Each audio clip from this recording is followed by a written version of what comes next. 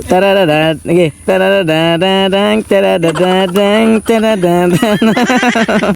Nagkising ulan pala kami ngayong araw mga master kasi may pupuntahan kami ngayong spot. Kasi sinabot talaga kami ng mga wheel bisag nagsige kapak-kapak ng ulan. At dito hinapit muna namin si Master Tulingan dito. At sa mga puntong ito ay sobrang lipay talaga ng kanyang dagway kasi sinusugtan siya ni mama na mukuyog namin. Nagdagandagan talaga siya sa sobrang lipay, labi kiyata bataoy. At hindi na pinadugay-dugay ay umabot na kami agad sa spot. Ang lipay talaga ng mga dagway namin dito kahit mura namig mga piso nga basa. At sa mga puntong ito hindi na nagpahuli sa Master Gudo. Naguna-una na talaga siyang taan sa iyang para panguha og mga pamaon. Ako rin dito ni magpapalupig, taan na po. At si Master Tulingan dito nagtaan na po. At sa mga ilang libong sandali ay inandam na namin dito yung aming mga kawil. Shout out nga pala ako sa nagbigay ng kawil na ito sa akin. Hindi na raw siya magpapamensyon sa kanyang pangalan kasi nauulaw daw yung kanyang dagway. Ito pala yung pangalan sa kawil na ito. Hindi ko pala masasaptan kasi si Kwakang nagkasulat. At dito naman madabanday, nakahuli na pala ang mga kasama ko dito ng mga pamain nila. Kaya ako rin dito ay sinusubay ko na rin yung aking tinataan at pagtingin ko dito ay may mga kunting sulod pero okay na ni. At sa mga puntong ito ay nakaplastara pala sila. Kaya ako dito ay kinuha ko yung aking mga kagamitan pandirigma dito. Hanap ako ng aking spot. Hindi ako tatapat sa kanila. Baka ako'y di malason. Dito nakahanap na ako ng akin kaya agad-agad kung pinaunan yung aking mga hook para na may makahuli na sugod ng ako. Pinakiramdaman ko na dito at may tumandog-tandog na kaya binira. Uy, waman niya mo at dito na naman may tumandog na naman kaya pagbira ko dito isang tilapyang wala pa mabunyag. Sobrang kulisok talaga niya dito kasi nahahatlok siya sa akin kaya agad-agad kong pinakawalan. At sa mga puntong ito ay sinusubay ko yung aking mga kasama dito kung nakahuli na ba sila at yung sabi nila sa akin apoy gamay. Dito naman banda-banday sinusubay ko na naman yung aking tinataan na pamain. Kinukuha na naman kunan yung mga nakuha dito kasi nahurot niyo yung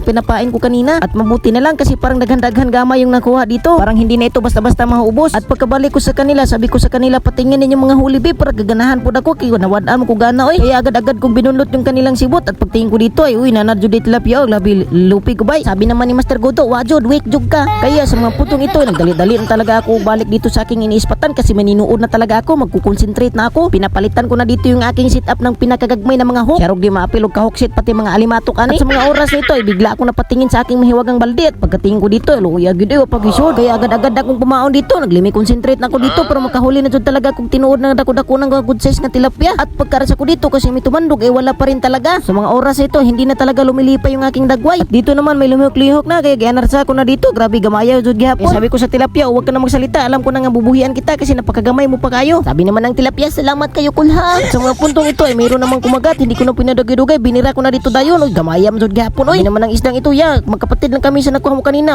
Kaya sabi ko naman ulakaw sunda to dito gukda. At dito naman madabanda ay may tumandog-tandog na naman kaya agad-agad ko na naman ditong binira. At pagkabira ko dito ay medyo malaki-laki sa kanilang dalawa ng kunti. Ang sabi niya sa akin, ya ako yung panganay sa kanilang dalawa kanina. At sabi ko naman, sige diha sa lamang kasbalde. Mga puntong ito pagbira ko may sumunod naman og kagat. At pag pinungkuntahan ko yung isda dito, sabi ko ay magkapatid ba kayo? Sabi niya sa akin ay igagaw mi ko. Kaya sabi ko naman, sige ubani sa nang igagaw mo diha. At sa mga puntong ito ay paglingon ko ay si Master Gudo ay tumatapat na sa akin kasi dun sa inang iniispatan ay wala na dong isda doon, nang lakaw na daw. At pag-arsa ko dito ay nakahuli na pala yung aking kawil at agad-agad kong pinapasuya ni Master Gudo. Sabi niya sa akin, magpasuya ka kanang dako. At sa mga oras ito ay nakahuna-huna talaga ako nagamitan ni ng akong magic bench. Pagkalingon ko dito ay dahan-dahan bigla ako nakuratan ni Master Gudo kasi agad-agad siya nakahuli. Pabor-pabor man nila bug ako ganihara ko dito, hindi talaga ako nakahuli ng ganun kalaki. Pero pag bunlot ko dito ay nakahuli day pud ako ngadto kadakon mong lumilipay ni yung aking dagway. Kaya hindi ko na pinadugay-dugay, agad-agad kong pinapasuya ni Master Tulingan. Sabi ko sa kanya, tanawa sa. Sabi naman niya, sus dako pa kaya ko ana. At paglingon ko rin kay Master Gudo, nakahuli na naman. Sobrang lipay talaga ng kaning dagway. At agad-agad namang sinundan ng tilapyang maupay pagkahimugso dito sa kalibutan. Kaya hindi na pinadugay-dugay, kinuha ko ko sabi ko ang binadubi ako'y buhian na do. Agad-agad naming pinakawalan kasi sobra na talaga niyang kalakas ang kanyang iyak. Sa mga puntong ito pagbira ko sa aking kawil ay walang huli. Paglingon ko dito ay kinakatawan lang ako ng mga bata dito na nananaga po. Malapit pala sila sa amin kasi nagtuo siguro sila sa muhag. Marami na yung mga huli namin. Akala siguro nila ay mga good size yung nagpahuli sa spot na ito. At lumapit nga pala yung isang chikiting sa akin at sabi niya, ya daghan ako kuha, lupig ka, ikaw pa. At ang sabi ko naman, maulagi dong saan man niyo yung ako dito, yung tiil ko nangangatol na, pinapangagod na ako. Kaya sabi ko sa aking mga kasamang master dito na wala na, tara na, magpadugay-dugay, biyaan kay kauliun ako. At kasi mahadlok silang mabiyaan sa aking motor, agad-agad na rin silang nanghipos. Sa mga puntong ito ay nakapagdesisyon akong pakawalan muna yung aking mga huli ngayon. Pero tinatawag ako ng mga bata, sabi nila, ya sa amin na yung huli mo yabi, amo na ya. Lipay din talaga ng kanilang mga dagway dito kay para daw madagdag ito sa kanilang huli, para madaghan daw, para madala din nila pag uli sa kanilang bahay. Sabi ko sa kanila, sakto kayo kay tulungan ang kuha, tagsalang pun mo ng tulo. Bilin ko sa kanila na kung hindi niyo yan uulamin ay papakawalan niyo yan ha. Ang sabi naman nila sa akin, okay ya, salamat ya. At kung umabot ka po sa part na ito mga master, pa-share naman po ng aking video para po lilipay yung aking dagway. Salamat.